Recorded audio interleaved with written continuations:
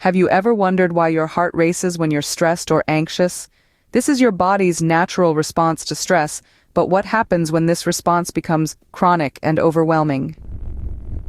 Let's start by defining anxiety. It's a term we often use interchangeably with stress, but they aren't quite the same thing. Stress is our body's immediate reaction to a threat or demand, whereas anxiety is an anticipation of future threat or concern. It's like a shadow of stress, persisting even when the immediate threat is gone. Now imagine if this shadow takes over, becoming a constant, overwhelming presence. This is what we call an anxiety disorder. One common type of anxiety disorder is generalized anxiety disorder, often referred to as GAD. It's characterized by excessive and uncontrollable worry that interferes with daily activities. The symptoms can be both psychological and physical, and they vary from person to person. Some of the most common ones include excessive worry, restlessness, and fatigue. It's like your mind is on a never-ending treadmill of worry, leaving you feeling constantly on edge. Your muscles might be tense and you might have trouble sleeping. It's not just a case of feeling stressed. It's a relentless cycle of worry that can make even the simplest tasks feel overwhelming. But what causes these disorders? Anxiety is multifactorial, meaning it involves a combination of genetic, neurobiological, psychological, and environmental factors. It's not as simple as saying this gene causes anxiety or this event triggered it. It's a complex interplay of many different elements, which is why it's so unique to each individual.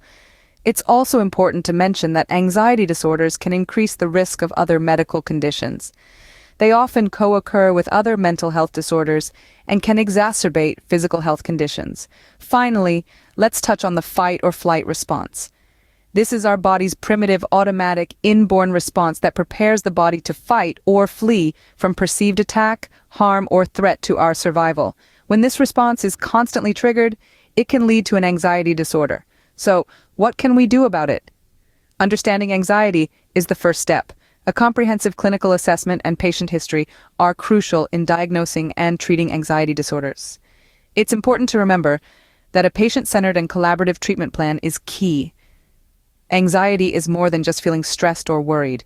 It's a serious condition that can interfere with your daily life. Anxiety doesn't just happen, it's a complex condition with a variety of causes. So, let's dive right into it and understand what triggers this state of constant worry and fear. Anxiety is multifactorial in nature, meaning it's influenced by a combination of elements. Genetic factors play a significant role. Just like brown eyes or curly hair, anxiety disorders can run in families, hinting at a strong genetic predisposition. But genes are not the sole culprits. Neurobiological factors are also at play. Think of the brain as an intricate web of connections, with neurotransmitters serving as messengers. In people with anxiety, there's often an imbalance in these neurotransmitters, particularly serotonin and gamma-aminobutyric acid, or GABA. This imbalance can disrupt the normal functioning of the brain and lead to symptoms of anxiety. Psychological factors also contribute to the onset of anxiety. Past traumas or stressful life events can trigger anxiety disorders. This is why mental health professionals often look at a person's life history during the diagnosis process. Lastly, we can't ignore the role of the environment. Chronic stress, whether from work, school, or personal issues, can push the brain's stress response into overdrive, leading to anxiety. This is where the concept of the fight or flight response comes in. It's a survival mechanism that prepares us to respond to threats. But when this response is constantly activated due to chronic stress, it can result in an anxiety disorder. That's not all, though. Certain factors can increase the risk of developing anxiety. These include a family history of mental health disorders, exposure to traumatic events, and ongoing or chronic stress. So you see, anxiety isn't just a random occurrence. It's a result of a complex interplay of genetic, neurobiological, psychological, and environmental factors. Understanding these causes can help us empathize with those suffering and can guide us in developing effective treatment strategies. Understanding the causes of anxiety is the first step towards managing it effectively. Did you know that anxiety can have a significant impact on your physical health? Anxiety, often dismissed as just a psychological issue, can actually trigger a cascade of physical health problems. It's a domino effect that starts in the brain but doesn't end there. When we talk about anxiety, we're not just talking about momentary stress or worry. We're talking about a persistent and excessive unease that can interfere with daily life. This is a key characteristic of conditions such as generalized anxiety disorder, which can manifest physically in the form of restlessness, fatigue, muscle tension, and sleep disturbances. Interestingly, the root of anxiety lies in our neurobiology.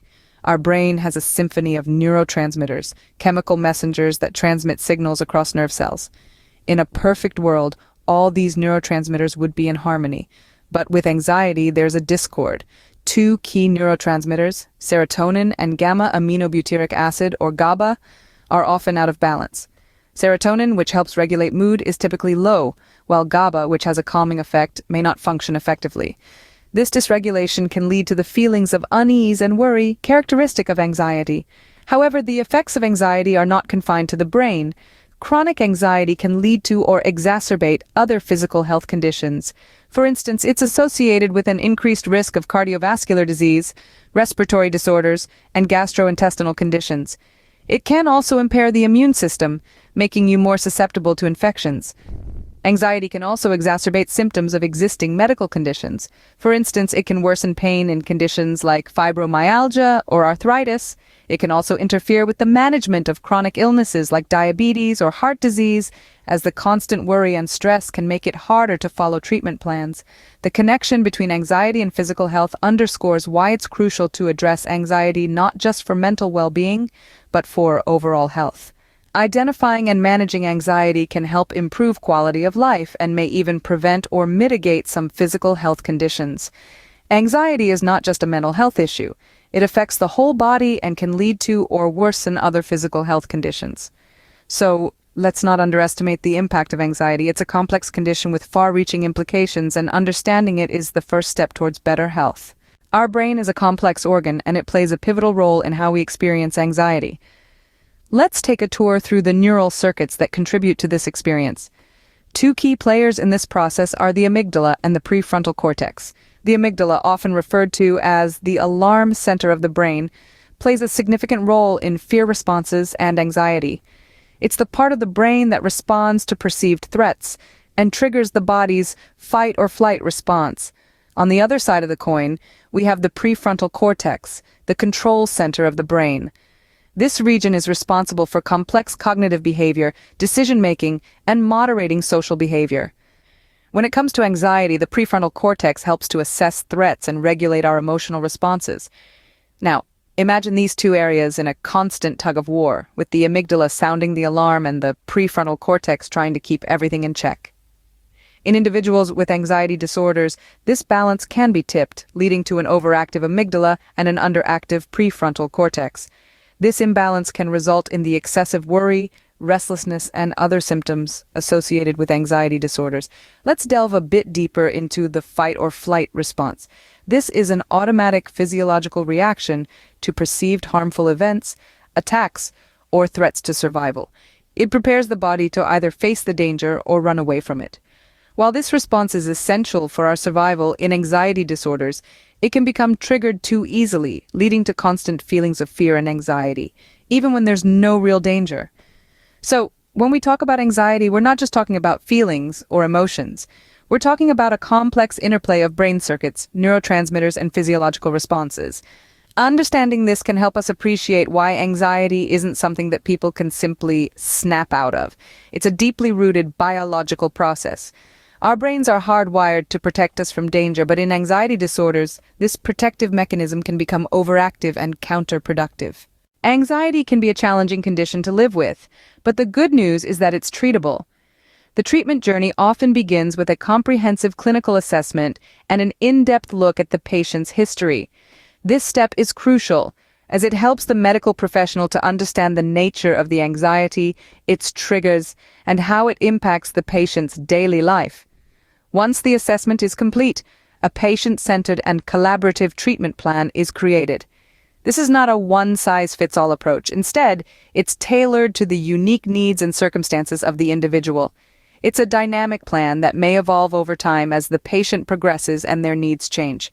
Psychotherapy, or talk therapy, often forms the cornerstone of the treatment plan. Cognitive behavioral therapy, in particular, has been found to be highly effective.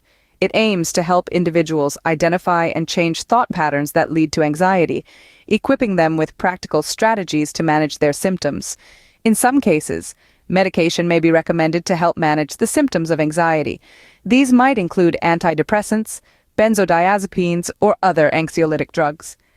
It's important to note that medication is usually most effective when used in conjunction with psychotherapy.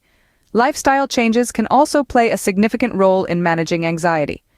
Regular physical activity, a balanced diet, adequate sleep, and avoidance of caffeine and alcohol can all contribute to reducing anxiety levels. Learning coping skills and relaxation techniques can also be beneficial. These might include mindfulness, meditation, deep breathing, or progressive muscle relaxation. These techniques can help individuals to stay grounded during moments of anxiety and to foster a greater sense of overall calm. With the right treatment and support, people with anxiety can lead fulfilling and productive lives. Remember, it's not about curing anxiety, but rather learning to manage it effectively. And with the right tools and support, this is entirely possible.